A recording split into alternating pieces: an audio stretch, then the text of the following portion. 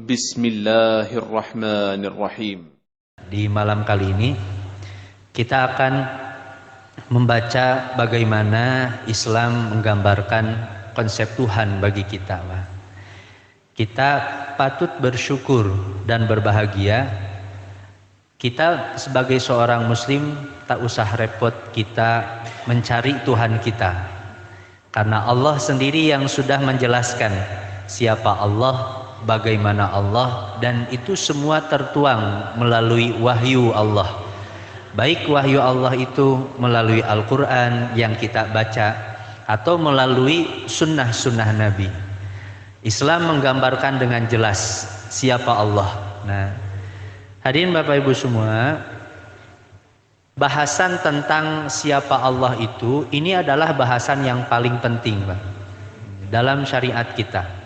Bahkan ilmu tertinggi itu adalah ketika kita membahas siapa Allah, hakikat Allah, apa sifat-sifat Allah. Makanya keutamaannya besar.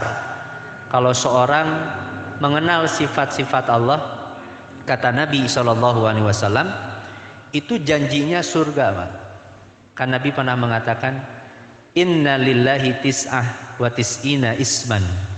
Allah itu punya 99 nama. Man ahsoha, siapa yang memahaminya, menghafal nama-nama itu, kemudian mengamalkan nama-nama Allah, dakhalal jannah, maka ia pasti akan masuk surga. Orang yang mengenal Allah. Maka kedudukan ketika kita mempelajari ilmu tentang siapa Allah, ini adalah ilmu tertinggi dalam syariat kita. Nah, hadirin Bapak Ibu semua, dan ini pun diisyaratkan ini dalam hadis riwayat Muslim. Satu waktu Nabi pernah bertanya kepada Ubay bin Ka'ab. Ubay bin Ka'ab ini imam tarawih pertama, ahlul Quran. Beliau penghafal Quran, ahli tafsir juga. Ubay bin Ka'ab, imam tarawih pertama di zaman Umar bin Khattab. Nah, Ubay ketika itu ditanya oleh Nabi, ya Abal Munzir, atadari ayu ayatin min kitabillahi ma'aka a'zam.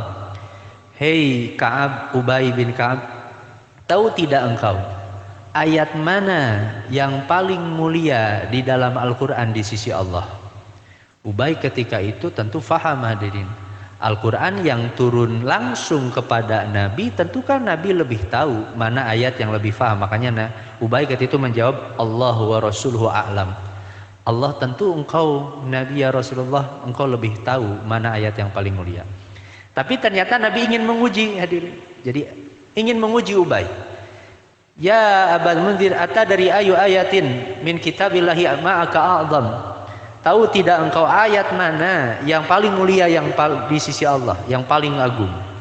Nah, ketika itu Ubay menjawab, ayat mana di antara 6.236 ayat di dalam Al-Quran yang paling mulia di sisi Allah?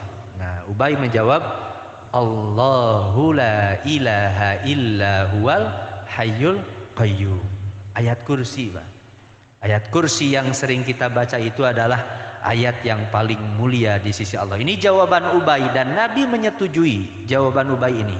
Kata Nabi ketika itu, ketika Ubay menjawab itu, Nabi kemudian memegang dada Ubay, kemudian mendoakan, wallah, demi Allah, liyahnikal ilmu ambal munzir, semoga Allah melimpahkan ilmu ke dalam dadamu wahai Ubay. Nah, hadirin Bapak Ibu semua yang dimuliakan Allah, kenapa ayat ini menjadi ayat yang paling mulia, Pak?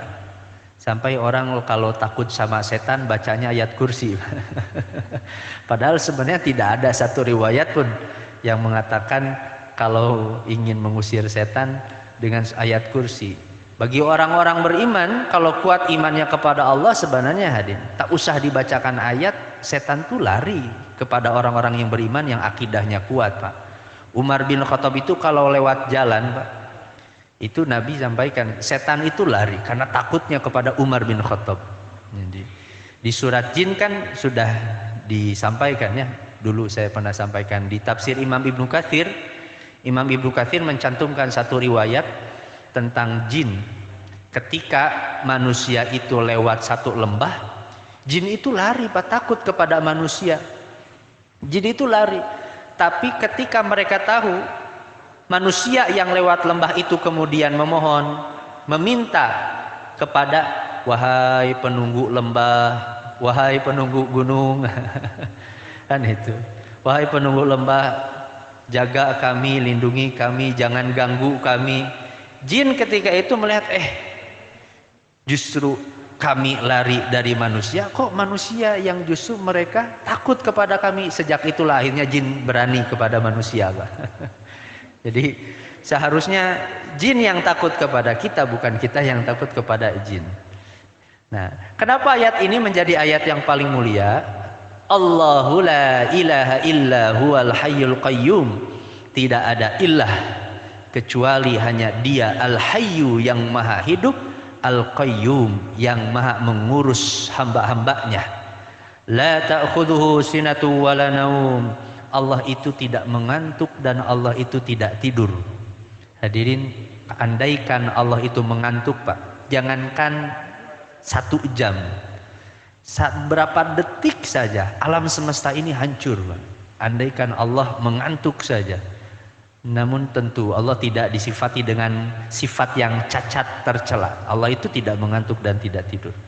Lahu ma fis samawati wa ma fil ard. Hanya milik Allah segala yang ada di langit dan di bumi. Man dzalladzi yashfa'u indahu illa biidnih. Tidak ada yang memberikan syafaat, tidak ada yang bisa memberi pertolongan kecuali atas izin Allah. Ya'lamu ma baina aydihim wa ma khalfahum. Allah mengetahui apa yang ada di hadapan mereka dan apa yang di belakang mereka. Wala yuhituna bi syai'in min ilmihi illa bima syaa.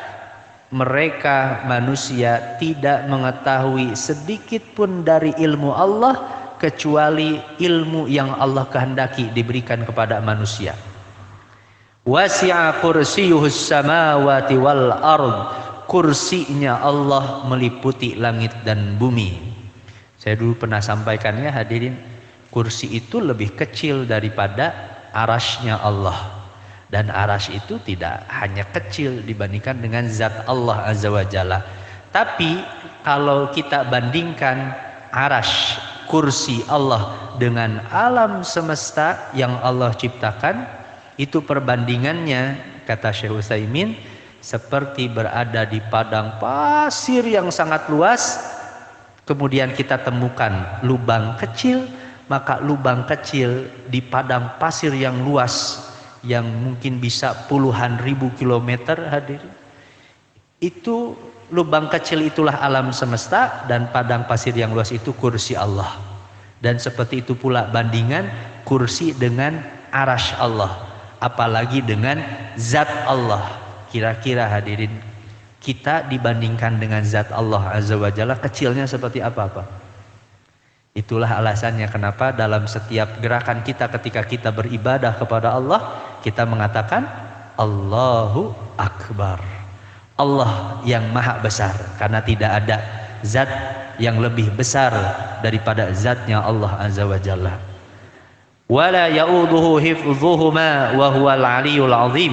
Dialah Allah Al-Ali yang maha tinggi dan maha agung. Ayat ini, nah ini kata Imam Ibnu Taimiyah, hadirin, kenapa menjadi ayat yang paling mulia? Karena memang satu-satunya ayat di dalam Al-Qur'an yang menjelaskan secara rinci siapa Allah dan bagaimana Allah. Ketika ayat-ayat yang lain yang sering kita baca biasanya membicarakan tentang penciptaan makhluk, hadirin, penciptaan Allah, penciptaan alam semesta, tentang hukum syariat. Tapi untuk ayat kursi itu hanya membicarakan tentang Allah. Makanya ini menjadi ayat yang paling mulia. Nah, ketika ayat ini menjadi ayat yang paling mulia, maka bahasan tentang siapa Allah itu menjadi bahasan yang paling penting, Pak. Karena akan menentukan cara pandang hidup. Orang bersikap, berakhlak, tata cara ibadahnya, keyakinannya, itu tergantung bagaimana dia memahami Tuhannya. Siapa Allah? Nah, siapa penciptanya? Hadirin Bapak Ibu semua. Nah, ini pengertian Tuhan, Pak. Dalam bahasa kita sering menggunakan kata Tuhan. Ini dalam Kamus Besar Bahasa Indonesia, Tuhan itu yang diyakini, dipuja, disembah, atau sebagai suatu yang maha kuasa. Ini padanan kata yang paling dekat dengan Tuhan itu ilah, dalam kalimat la ilaha ilah. Nah, ilah itu, ini kata Imam Ar-Raghib Al-Asfahani, ja'aluhu isman likulli ma'bud. Orang Arab sering mengatakan ilah itu sesuatu yang disembah, itu namanya ilah. Makanya Lata, Uzza, karena disembah itu pun disebut dengan ilah. Dan bahkan matahari pun orang-orang Arab itu, selain daripada kita mengenal istilah syamsun untuk matahari, Pak, orang Arab itu mengatakan matahari pun ilahah, satu akar kata dengan ilah. Kenapa? Karena ada orang-orang Arab ketika itu yang menyembah matahari, maka matahari dikatakan dengan ilahah. Nah, hadirin Bapak Ibu semua, apa dalil bahwa Allah itu ada? Dulu pernah ada tokoh besar, Pak, di negeri kita mengatakan gak ada dalil dalam Al-Quran yang mengatakan Allah itu ada. Allah menyatakan bahwa Allah itu ada. Karena memang secara akal tak usah ada dalil ayat Al-Quran yang mengatakan Allah ada, akal kita akan merasakan, akal kita pasti meyakini wujudnya Allah, pasti Allah itu ada. Nah, apa dalil-dalilnya? Ini argumentasi secara rasionalnya, hadirin.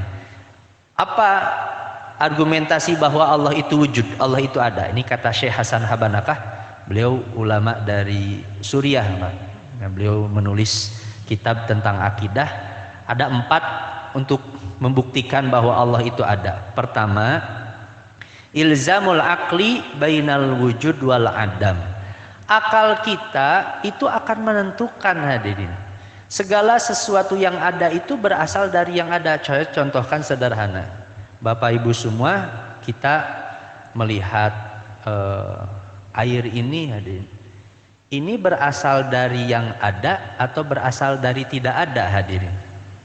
Kira-kira, Pak? Ini berasal dari yang ada atau tidak ada? Ini pasti berasal dari yang ada, hadirin. Ada siapa? Ada penciptanya, dari airnya, ada yang mendesainnya. Kalau saya mengatakan hari ini kepada Bapak Ibu semua, Bapak Ibu semua, saya punya air ini dengan botolnya dan warnanya tercipta dengan sendirinya. Mungkin tidak, hadir? Gak mungkin. Kita akal akan menerima. Yang kecil seperti ini saja, kita pasti meyakini pasti ada pabriknya, ada yang mencetaknya, ada yang membuatnya, ada yang memasukkan airnya. Pasti akal kita menerima. Benda sekecil ini saja kita meyakini pasti ada yang membuatnya.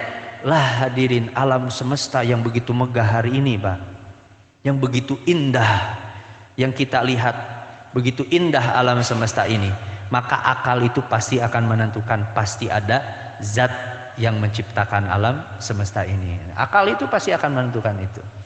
Atau yang terakhir saja, ini memang agak filosofis, Pak, ini argumentasi secara akal. Al-itqan wa riayah, realita penciptaan dan kesempurnaan pemeliharaan.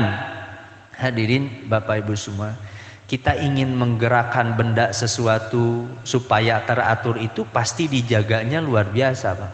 Matahari yang setiap hari berputar dan berbagai bintang dan planetnya, hadirin, mereka beredar di garis edarnya, itu pasti ada yang memeliharanya. Andaikan satu pabrik mesin saja bergerak, harus ada yang menyalakan, harus ada yang memantau, hadirin. Maka alam semesta yang teratur pergerakannya pasti ada yang mengaturnya. Makanya dulu Imam Abu Hanifah, Pak, pernah debat dengan seorang ateis. Dia tidak percaya kepada Tuhan. Nah, Imam Abu Hanifah buat analogi. Satu waktu Imam Abu Hanifah telat datang. Nah, kemudian kata Imam Abu Hanifah, ini maaf, saya telat datang. Tadi saya mau nyebrang sungai, saya cari perahu tidak ada. Nah, ternyata datang perahu, datang dengan sendirinya tanpa ada yang mengendarai. Dia datang perahu sendiri. Saya naik perahu itu, kemudian perahunya pun nyebrang sendiri, kata Imam Abu Hanifah. Ini salah seorang imam madhab. Dia nyebrang sendiri dan akhirnya saya sampai ke sini. Kata orang yang ateis ini yang tidak percaya pada Tuhan, katanya, wah kamu bercanda ya, mana mungkin ada benda bisa bergerak sendiri. Kata dia, kata orang yang tidak percaya Tuhan. Nah kemudian kata Imam Abu Hanifah, nah kalau kamu mengatakan tidak mungkin ada benda yang bergerak dengan sendirinya, setiap hari planet-planet itu bergerak, siapa yang mengaturnya? Ini cerdas ya Imam Abu Hanifah. Jadi baru mulai debat sudah menang 1-0. Imam Abu Hanifah rahimahullah. Nah, hadirin Bapak Ibu semua, ini ada teori. Ini dalam tulisannya Karen Armstrong. Kata Karen Armstrong, sejarah panjang perjalanan manusia telah membuktikan bahwa manusia itu homo religius. Manusia itu butuh terhadap spiritualitas, Pak. Haus. Pasti butuh untuk meyakini zat di luar alam fisik ini. Setiap manusia punya dasar dari penciptaannya, pasti meyakini ada zat yang berkuasa di luar alam fisik. Itu pasti, Pak. Itu sudah fitrahnya. Nah, meskipun kata Karen Armstrong itu dengan persepsi berbeda-beda dan dengan penyembahan yang berbeda-beda. Karena memang Tuhan manusia terkadang diwujudkan oleh manusia itu sendiri. Atau teorinya Wilhelm mengatakan ada sebuah monoteisme primitif. Sebelum manusia menyembah banyak dewa, pada awalnya mereka mengakui hanya ada satu Tuhan tertinggi. Jadi kata Wilhelm bahwa sebelum orang-orang itu menyembah berhala, hadirin, itu menyembah satu Tuhan. Tapi karena mereka menganggap Tuhan itu tidak hadir dalam kehidupan mereka, akhirnya mereka mewujudkan Tuhan itu dalam bentuk berhala-berhala supaya hadir dalam kehidupan mereka. Ini teorinya Barat, bukan dari Islam. Di Barat menyetujui bahwa ada dasar dari sifat manusia yang ingin meyakini sesuatu. Itu pasti ada. Atau pendapatnya Rudolf atau ahli sejarah Jerman. Kepercayaan atas adanya Tuhan ini ada disebabkan manusia mempunyai rasa tentang hal gaib numinos. Tiap orang itu punya keyakinan terhadap hal-hal yang gaib. Makanya, nah ini hadirin Bapak Ibu semua, di tiap daerah itu punya ritual keyakinan, punya keyakinan ada kekuatan dari luar alam fisik. Ini salah satu ritual yang suka dilakukan oleh para penduduk di Yogyakarta, ritual syukur kepada Dewi Sri di Yogyakarta. Mereka punya keyakinan bahwa biji-biji padi itu adalah wujud dari Dewi Sri, dan air hujan itu wujud dari Dewa Wisnu. Jadi kalau Dewa Wisnu bertemu dengan Dewi Sri, nah ini terlahirlah kehidupan. Ini keyakinannya. Mereka buat ritual-ritual karena ada keyakinan seperti itu. Hanya tentu caranya salah, Pak. Caranya adalah mereka mempersepsikan Tuhan mereka sendiri. Mereka membuat Tuhan mereka sendiri. Jadi bukan Tuhan yang membuat tata cara ibadahnya, bukan Tuhan yang menjelaskan siapa Tuhan dan bagaimana Tuhan, tapi justru manusia yang membuat Tuhan itu sendiri. Makanya dulu saya pernah baca artikel, hadirin, jangankan adat-adat istiadat daerah, Pak, Kristen saja dulu pernah di tahun berapa itu kumpul, Pak, para pendeta itu, mereka untuk memahami konsep Trinitas dan memahami konsep Tuhan mereka berkumpul untuk membuat konsep Tuhan mereka sendiri, Pak. Ayo kita obrolin, ini Tuhan kita itu seperti apa? Jadi mereka buat, Pak, Tuhan. Jadi bagi kita, Tuhan itu sudah diberitahu melalui Al-Quran. Siapa Allah itu? Kita tinggal membacanya, hadir. Allah yang menjelaskan kepada kita. Atau ada, nah ini larung sesaji di daerah Pacitan. Untuk menghormati lautan, masyarakat pesisir di Pacitan melakukan rutin larung sesaji tiap tanggal 1 Suro. Mereka mengarak-arak dari kepala sapi di pesisir pantai karena mengharapkan keberkahan. Nah, termasuk ini ritual Sajen Sunda Wiwitan. Nah, Ritual sajen adalah sebuah ritual yang memberikan sajian kepada Sang Hyang Karsa untuk memohon agar dilindungi dari segala roh jahat, dan juga sebagai bentuk ucapan terima kasih kepada para leluhur dan kepada alam. Nah, mereka buat sesajen-sesajen seperti kemarin ya yang sedang ramai, sesajen yang ditendang oleh anak muda Pak, di Bromo. Nah, ditendang. Harusnya jangan ditendang, kadang dituang Pak. Ditendang jadi rame, kalau dituang mah sebenarnya mau rame Pak. Kan itu. Saya di Facebook berteman dengan seorang mubalik, seorang ustadz dari NU. Beliau buat dalil-dalil dalam khazanah fikih Islam, katanya boleh seorang buat sesajen tapi niatnya bukan untuk roh jahat Pak, tapi untuk bersedekah kepada hewan. Tapi kata saya agak heran kalau untuk hewan, karena biasanya sesajen itu ya dibuat ini kadang sampai ada jisamsu Pak. Kalau untuk hewan ya ada jisamsu kan itu. Nah hadirin Bapak Ibu semua, maka bersyukur kita kepada Allah. Fitrah kehausan spiritual ini Allah hari ini hadirin arahkan kita pada jalan yang benar melalui agama Allah. Karena ritual-ritual yang tadi hadirin ini ciptaan-ciptaan manusia. Mereka membuat tata cara ibadahnya, bahkan Tuhannya itu ditentukan oleh manusia sendiri hadirin. Mungkin itulah alasannya kan kalau di kita hantu itu macam-macam kan hadirin. Nah, itu banyaknya hantu di kita. Jurik di kita kan macam-macam Pak. Aya genderuwo, aya kuntilanak, aya tuyul Pak hadirin. Aya hantu jeruk purut naon deui Pak. Jadi itu nama-nama itu kira-kira dibuat oleh manusia, oleh hantu. Manusia yang membuat itu. Mereka ingin haus terhadap keyakinan terhadap alam gaib, tapi keterbatasan akal manusia untuk memahami alam gaib itu tidak akan mungkin bisa memahami. Maka kita memahami yang gaib itu dari mana? Kita bisa tahu jin, malaikat, neraka, surga, hari kiamat. Itu adalah dari wahyu Allah. Allah yang sebagai pencipta yang memberitahu kepada kita alur perjalanan. Bahkan sebelum kita diciptakan, Al-Quran sudah memberitahu bagaimana ruh kita diambil persaksiannya oleh Allah. Dahulu Allah menjadikan manusia sebagai khalifah. Allah sampaikan kepada malaikat sebelum menciptakan manusia. Diberitahu oleh Allah bagaimana penciptaan kita hadirin. Bahkan di dalam rahimnya Al-Quran membicarakan bagaimana proses penciptaannya begitu detail.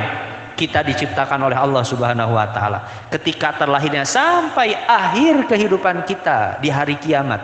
Perjalanan dari sebelum kita diciptakan sampai setelah kita nanti meninggal dunia di hari kiamat, Al-Quran sudah memberikan peta perjalanannya Pak.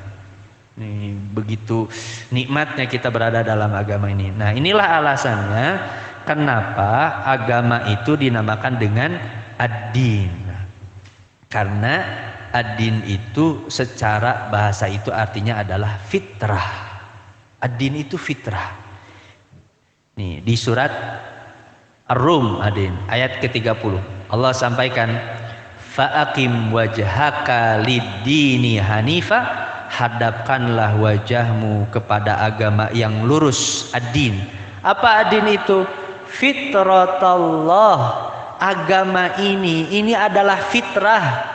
Kita sudah sesuai fitrah kita beragama ini. Makanya dalam ayat lain, inna dina indallahil Islam. Hanya sannya ad-din, fitrah yang cocok bagi kita di sisi Allah hanyalah Islam. Tidak ada agama-agama yang lain yang sesuai dengan fitrah. Hanya Islam. Allati fataran nasa 'alaiha. Fitrah ini sudah ditanamkan kepada manusia. Makanya kenapa fitrah itu dinamakan fitrah? Fitrah itu dari kata fatara artinya penciptaan, Pak. Jadi Allah menciptakan kita itu sesuai dengan penciptaannya, itu harus butuh terhadap agama. Butuh untuk beriman kepada Allah. Hati kita yang butuh kepada Allah, bukan Allah yang butuh kepada kita. Nah, la tabdila li khalqillah. Tidak ada penggantian terhadap penciptaan Allah. Dzalika dinul qayyim. Itulah agama yang lurus. Walakinna aktsaran nasi la ya'lamun. Akan tetapi kebanyakan manusia tidak mengetahui. Nah, ini fitrah. Maka kenapa ad-din dinamakan dengan ad-din. Nah, hadirin Bapak Ibu semua yang dimuliakan oleh Allah. Ya, bahkan ini fitrah untuk meyakini Allah itu ini sudah ditanamkan oleh Allah sebelum kita terwujud di dunia ini. Sebelum kita terlahir, Allah sudah tanamkan fitrah ini. Yang kata sebagian ahli ini di alam alastu. Alam alastu itu karena Allah bertanya, alastu bi rabbikum. Nah, ini ayatnya surat Al-A'raf ayat 172. Wa idz akhadha rabbuka min bani adama min zuhurihim dzurriyyatahum wa asyhadahum ala anfusihim. Ingatlah ketika Allah Rabbmu mengeluarkan dari tulang punggung anak cucu Adam keturunan mereka, dan Allah mengambil persaksian terhadap diri mereka sendiri. Sebelum kita terlahir, Allah mengambil persaksian. Apa persaksiannya? Alastu bi rabbikum. Bukankah aku adalah Tuhan kalian? Kita dahulu sebelum tercipta mengatakan, bala, benar ya Allah, kami mengakui bahwa Engkau adalah Rabb kami. Dari sini hadirin, setiap anak yang terlahir akan sesuai dengan fitrahnya pasti meyakini adanya Tuhan. Nah, itu pasti Pak, karena sesuai dengan fitrahnya. Antaqulu yaumal qiyamati inna kunna an hadza ghafilin. Agar nanti kita di hari kiamat tidak mengatakan, kami telah lalai terhadap perkara ini, karena nanti kita akan ingat, kita seharusnya beriman kepada Allah. Kalau ada seorang hamba hati nuraninya harus beriman kepada Allah, namun ternyata berpaling kepada agama yang lain, kepada Tuhan yang lain, cukup jadi hujah bagi Allah, karena Allah sudah menanamkan rasa ini sejak dahulu sebelum diciptakan. Nah, makanya hadirin Bapak Ibu semua, nah ini para ahli neraka, penghuni neraka, mereka masuk ke dalam neraka itu karena hal ini ya. Mereka melanggar persaksian Allah ketika sebelum diciptakan. Allah nanti di hari kiamat akan berkata kepada para penghuni neraka, lau kanat lakad dunya wa ma fiha akunta muftadiyan biha. Hei penghuni neraka, mau tidak kalian keluar dari neraka ini asalkan kalian menebus dengan harta sebanyak dunia atau sepenuh dunia. Apa kata penghuni neraka Pak? Ketika ditawari oleh Allah mereka keluar dari neraka. Naam ya Allah, asalkan kami bisa keluar dari neraka ini, kami tidak peduli kehilangan harta kami sepenuh dan seberat dunia. Dulu ketika di dunia, harta yang begitu kecil Pak dibandingkan dengan kenikmatan dunia itu, begitu dikejar-kejar, tidak peduli hak orang lain, tidak peduli haram ataupun halal, tidak peduli menzalimi orang lain, tidak peduli harus menyakiti hati orang lain, diambil harta itu. Tapi nanti ketika di hari kiamat orang akan rela kehilangan harta satu dunia asalkan keluar dari neraka, bukan masuk surga Pak, asal keluar dari neraka mereka rela kehilangan harta dunia ini. Nah, apa kata Allah ketika itu? Qad aradtu minka ahwana min hada wa anta fi sulbi Adam an la tusyrika. Hei, dulu ketika di dunia aku sudah minta kepada dirimu hal yang lebih ringan daripada ini, kata Allah. Allah tidak meminta dunia, Allah tidak meminta harta sepenuh bumi. Allah hanya minta an la tusyrika, kamu tidak menyekutukanku, kata Allah. Wala udkhilakan nar fa abaita ila syirka, aku tidak akan memasukkan dirimu ke dalam neraka, namun engkau menolaknya dan engkau lebih memilih kemusyrikan, lebih memilih agama yang lain, lebih memilih Tuhan yang lain, lebih memilih menyembah berhala, lebih memilih bersanding kepada benda-benda jimat-jimat, karena musyrik. Nah, ini alasan cukup bagi Allah Subhanahu wa taala nanti di hari kiamat Allah menjadikan hujah ini nanti kepada para penghuni neraka. Nah, hadirin Bapak Ibu semua yang dimuliakan oleh Allah, nih bahkan Fir'aun sekalipun Pak itu keluar fitrahnya Pak. Kan kalau tadi hadirin dosa-dosa yang dilakukan itu menyekutukan Allah, jadi mengalihkan Tuhan. Kalau Fir'aun dosanya teramat besar Pak, ngaku sebagai Tuhan Pak. Ini kalau manusia mungkin hanya ngaku sama nabi, tapi kalau Fir'aun ngaku sebagai Tuhan. Ini Fir'aun, congkaknya, sombongnya Fir'aun. Fakadzdzaba wa 'asa, tsumma adbara yas'a, fahasyara fanada faqala ana rabbukumul a'la. Ketika diajak Firaun untuk beriman kepada Allah, dia mendustakan itu. Dia mengumpulkan pembesar-pembesarnya, kemudian dia mengatakan, ana rabbukumul a'la, aku ini adalah Tuhan kalian yang paling tinggi, kata Firaun. Nah, tapi hadirin lihat ketika Allah gambarkan di surat Yunus, Pak, ayat 99:1, ketika Firaun hendak ditenggelamkan, tadi yang mengatakan ana rabbukumul a'la, apa kata ayat ini? Wajawazna bi bani Israil al-bahra, ketika kami lewatkan Bani Israel melewati lautan bersama Musa, Nabi Musa alaihissalam. Fa'atba'ahum fir'aun wa junuduhu baghyaw wa 'ada. Fir'aun dan bala tentaranya mengejar Musa hatta idza adrakahul gharq, sampai ketika Fir'aun itu hendak tenggelam, hendak mati. Apa yang dikatakan oleh Fir'aun? Qala amantu annahu la ilaha illa alladhi amanat bihi banu Israil. Ketika mau mati baru mengatakan, fitrahnya hadirin, jujur dia terhadap fitrahnya sendiri. Aku beriman kepada Allah, tidak ada ilah selain kepada Allah. Aku beriman kepada Tuhannya Bani Israel. Mau mati baru hadirin sadar. Dan memang biasanya manusia itu akan timbul fitrahnya untuk butuh kepada Allah ketika ada musibah, Pak.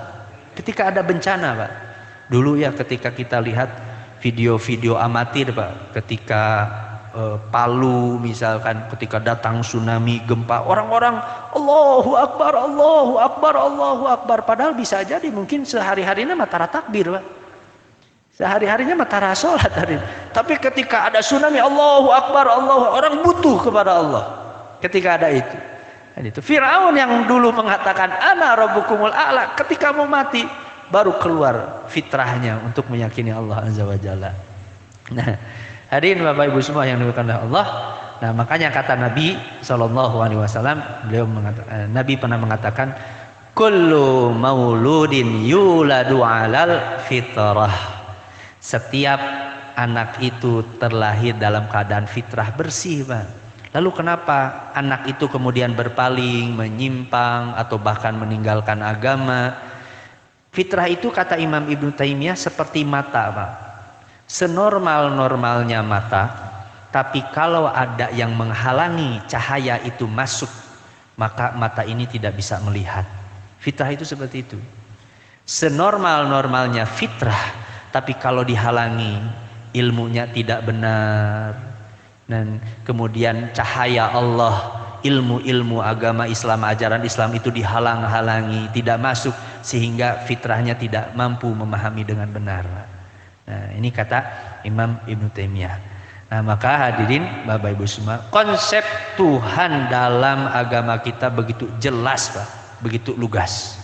Ini surat ini adalah jawaban ketika orang-orang kafir bertanya kepada Nabi Muhammad, "Hei Muhammad, tolong jelaskan kepada kami siapa Tuhan kamu itu?" Karena orang-orang kafir Quraisy, Yahudi, Nasrani, mereka punya Tuhan masing-masing, Pak, berwujud berhala. Datang Nabi Muhammad bawa ajaran, gak bawa Tuhan, Pak. Gak bawa berhala. Mereka aneh. Ini anak kemarin sore bawa ajaran baru, tapi gak bawa Tuhan. Nah, itu. Maka turunlah surat Al-Ikhlas. Qul, katakanlah Muhammad, huwallahu ahad. Dia adalah Allah yang esa. Makanya pakai tanwin. Tanwin itu dalam bahasa Arab pertama mengagungkan, untuk mengagungkan sesuatu. Yang kedua, tanwin itu maknanya umum. Esa dalam segala hal. Esa dalam zatnya, tidak diciptakan seperti diciptakannya oleh orang-orang Yahudi, orang Nasrani, dan orang-orang kafir Quraisy. Esa dalam kekuasaan, esa dalam kesempurnaan, esa dalam segala kebaikan. Ahadun, Allah itu esa. Allahus Somad, tadi pakai tanwin, hari ini as-somad, hari ini ayat yang kedua menggunakan alif lam. Allah as-somad, alif lam itu maknanya khusus, Pak. Hanya Allah satu-satunya yang ini as-somad, tempat bergantungnya, bahkan tempat bergantungnya Tuhan-Tuhan yang kalian ciptakan itu bergantung semuanya kepada Allah. Karena segala penciptaan itu akan bergantung kepada yang menciptakan. Siapa yang menciptakan? Allah. Allahus somad. lam yalid wa lam yulad.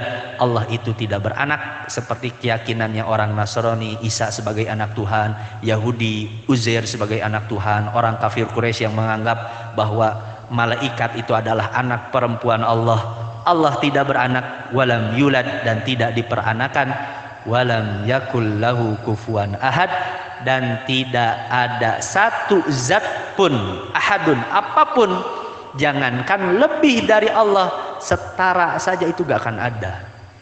Yang setara dengan zat Allah itu gak akan ada. Lihat hadirin Bapak Ibu semua, Nabi Muhammad SAW menjelaskan kepada orang-orang kafir Quraisy tentang konsep Tuhan. Tak usah ceramah seperti saya Pak, sejam. Itu cukup dengan kul, katakanlah Muhammad, wallahu ahad, Allahus samad, lam yalid walam yulad, walam yakul lahu kufuwan ahad. Diakhiri dengan dal, dal, dal. Dalam ilmu balaghah, ilmu badi, ilmu keindahan bahasa Arab, ini namanya saja. Di antara keindahan bahasa, kalau seorang menyusun kalimat sudah maknanya dalam, sebagai bantahan hadirin terhadap keyakinan akidah orang-orang kafir ketika itu, kemudian disusun dengan bahasa yang indah dan jelas, tegas, ringkas. Ini luar biasanya konsep Tuhan dalam agama kita. Nah, hadirin Bapak Ibu semua yang dimuliakan Allah, nah itulah konsep bahasan sedikit terkait dengan bahasan konsep Tuhan dalam syariat kita. Maka bersyukur hadirin Bapak Ibu semua, ini nikmat yang begitu agung, nikmat yang begitu besar Allah hadirkan kepada kita. Kita menjadi hamba yang beriman kepada Allah, kita mengenal agama kita, kita mempelajari Al-Quran dan As-Sunnah, kita memohon berharap kepada Allah semoga Allah tetap istiqomahkan keimanan kita sampai akhir hayat kita hadirin. Wallahu a'lam bishawab. Subhanakallahumma wa bihamdik, asyhadu an la ilaha illa anta, astaghfiruka wa atubu ilaik. Aqulu qouli hadza wa astaghfirullaha li wa lakum. Assalamualaikum warahmatullahi wabarakatuh.